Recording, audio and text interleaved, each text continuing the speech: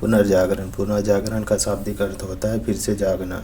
यहाँ वह स्थित है जब विभिन्न यूरोपीय देशों ने एक लंबी अवधि के उपरांत मध्यकाल के अंधकार युग को त्याग कर आधुनिक युग में दस्तक दी। पुनर्जागरण एक बौद्धिक आंदोलन था जिसकी शुरुआत 14वीं शताब्दी में इटली से हुई तथा 16वीं शताब्दी तक इसका प्रसार विभिन्न यूरोपीय देशों जैसे जर्मनी, ब्रिटेन आदि में हुआ। पुनर्जागरण के दो आयाम थे, दुनिया की खोज तथा मानव की खोज।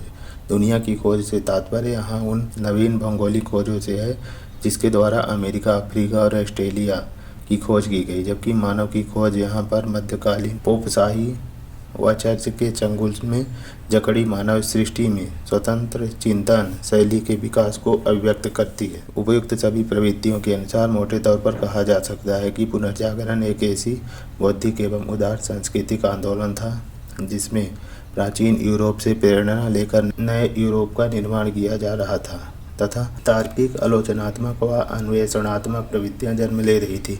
परिणामस्वरूप मानव मध्यकालीन बंधनों से मुक्त होकर स्वतंत्र चिंतन की ओर अग्रसर हुआ, जिससे मानव जीवन के विभिन्न पक्षों का उन्नयन हुआ जो उस युग की कला, साहित्य, दर्शन एवं विज्ञान आदि क्षेत्रों में प्रकट हुए। पुनर्जागरण के विभिन्न पहलुओं में तार्किकता, मानवतावादी दृष्टिकोण, वैज्ञानिक प्रगति आदि का विशेष महत्व है। इससे समस्त यूरोप में सामंतवाद के खंडहरों पर आधुनिकता का आविर्भाव हुआ। अंधकार युग। 3री शताब्दी ईस्वी में प्रसिद्ध रोमन साम्राज्य का विभाजन पूर्वी एवं पश्चिमी रोमन साम्राज्य में हो गया, जिसमें पूर्वी रोमन साम्राज्य की राजधानी कुस्तुनतुनिया जबकि पश्चिमी रोमन साम्राज्य की राजधानी रोम थी। जर्मन आक्रमणकारियों से त्रस्त रोमन साम्राज्य का 5वीं शताब्दी में अवसान हो गया और यही वह समय था जब यूरोप में मध्यकाल का प्रारंभ हुआ तथा सामंतवादी प्रवृत्ति विकसित हुई। मध्यकाल में मुख्य मापदंड थे राजनीतिक सत्ता के रूप में राजतंत्र का पतन एवं सामंतवाद का उद्भव और विकास, धार्मिक सत्ता तथा सामंत में बेहतर तालमेल एवं उपभोग वर्ग के रूप में उसकी स्थित, व्यापार वाणिज्य का पतन तथा समस्त यूरोप में विकास के नाम पर गतिरोध उत्पन्न होना। आमतौर पर इसे अंधकार युग के नाम से जाना जाता है। पुनर्जागरण के कारण। आर्थिक कारण, धर्मयुद्ध की भूमिका, कुस्तुनतुनिया का पतन, प्रेस का आविष्कार, मंगोल साम्राज्य का उत्कर्ष। आर्थिक कारण, पुनर्जागरण की शुरुआत में व्यापार एवं वाणिज्य कारकों का विशेष महत्व रहा है।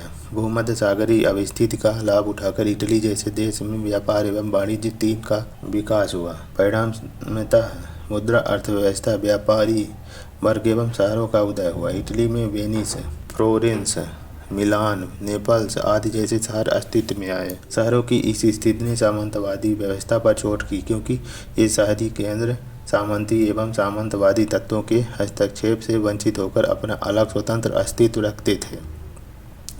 अपनी मजबूत आर्थिक स्थिति के आधार पर व्यापारी वर्ग कला एवं संस्कृति के उत्साही प्रश्रयदाता बन गए। उदाहरण के लिए इटली के फ्लोरेंस शहर के स्ट्रेजो एवं मेडिसी नामक व्यापारिक परिवार यूरोप में कलाकारों एवं विद्वानों के सबसे प्रसिद्ध आश्रयदाता थे। फलतः विज्ञान को प्रोत्साहन देकर इन व्यापारिक वर्गों ने रूढ़िवादिता, कूपडूकता एवं संकीर्ण मानसिकता वाले अंधे समाज को प्रगति के मार्ग पर अग्रसर होने में यथेष्ट योगदान दिया। धर्मयुद्ध की भूमिका। पुनर्जागरण को बढ़ावा देने में धर्मयुद्ध क्रूसेड की भूमिका सराहनीय रही। यरूशलेम को लेकर ईसाइयों एवं सल्जूक तुर्कों मुसलमानों के मध्य होने वाले इस युद्ध के परिणामस्वरूप यूरोप वासियों का पूर्वी देशों से संपर्क स्थापित हुआ तथा वैचारिक समन्वय स्थापित हुए।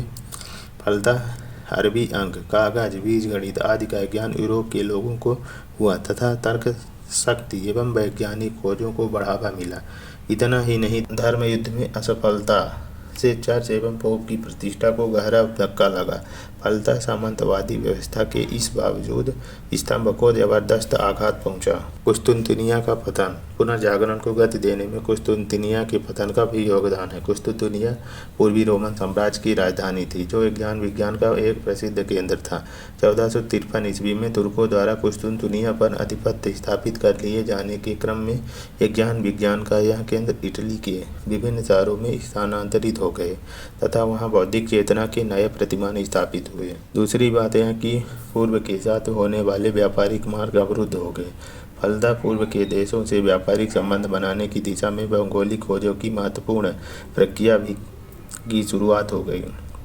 इसी क्रम में अमेरिका, भारत सहित विभिन्न एशियाई तथा अमेरिकी देशों की खोज हुई एवं नवीन व्यापारिक मार्ग अस्तित्व में आए। फलतः इन देशों की आर्थिक समृद्धि में तीव्र वृद्धि हुई। प्रेस का आविष्कार। यद्यपि यूरोपवासियों को कागज की जानकारी तो मध्यकाल में ही अरबों से हो गई थी, परंतु इसका व्यापक प्रसार तब हुआ जब 15वीं शताब्दी में जर्मनी के गुटेनबर्ग ने प्रिंटिंग प्रेस का आविष्कार किया।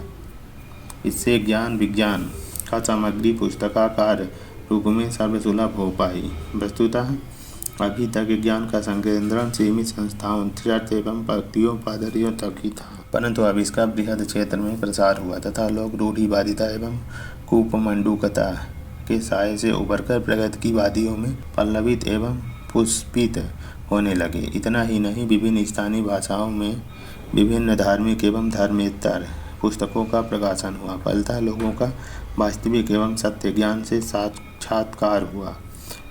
उनमें जिज्ञासा, वैज्ञानिकता, तार्किकता जैसी चेतना शक्ति का विकास हुआ, जिससे एक आदर्श बौद्धिक वातावरण के निर्माण में महत्वपूर्ण भूमिका अदा की जा सकी। मंगोल साम्राज्य का उत्कर्ष। 13वीं शताब्दी में कुबलई खां के नेतृत्व में विशाल मंगोल साम्राज्य अस्तित्व में आया। उसका दरबार पूर्व एवं पश्चिम के विद्वानों का प्रसिद्ध केंद्र था। फलतः यहाँ पूर्व पश्चिम विज्ञान का एक आदर्श समन्वय वाली परिस्थिति उत्पन्न हो गई। प्रसिद्ध वेनिस यात्री मार्को पोलो 1272 ईस्वी में कुबलई खां के दरबार में आया था, जिसको यात्रा विवरण को जानकर पूर्व के देशों के ज्ञान विज्ञान के बारे में यूरोपीय लोगों में जिज्ञासा बलवती होने लगी और इस प्रकार मौलिक चिंतन का युग शुरू हुआ।